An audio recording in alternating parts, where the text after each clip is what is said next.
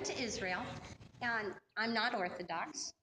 And the people who write the Torah, which are called Sephers, Sefer Psalms, those people are usually Orthodox people.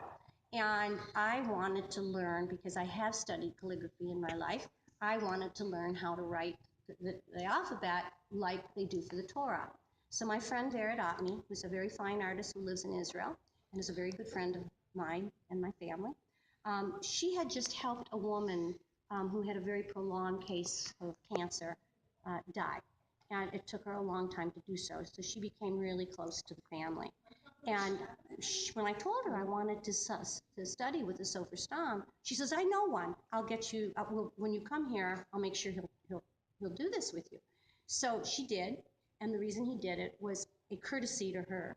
And so I actually sat with an Orthodox Sefer Stam in his studio and learned how to do the alphabet. And the first thing he did for me was he created a quill out of a turkey feather. So I have my own personal carved by the Sefer Stam quill. But that was about as far as I could get. Doing a dipped quill thing is very, very difficult. It kept on splattering. You had to make a really straight line. You don't learn this lettering in 3 sessions, which is what I had. And when it became real clear that I wasn't going to master it, but I wanted to have a Hebrew alphabet here that was done by someone that actually writes the Torah. And so I had brought these little pieces of paper with me, but they didn't have this much color on them. And I left them with him on the second visit when I recognized I wasn't going to be able to do this. And I said, can you, if I bring these back to you with the color, because this represents fire, earth, air, and water, because all of the letters of the alphabet have an elemental quality. So these are color coordinated to the elements. And he wrote the alphabet in a style that's called the Ari style because of the points that are on the top, the little taglits that are on the top. I think that's the right one. It's not a taglit.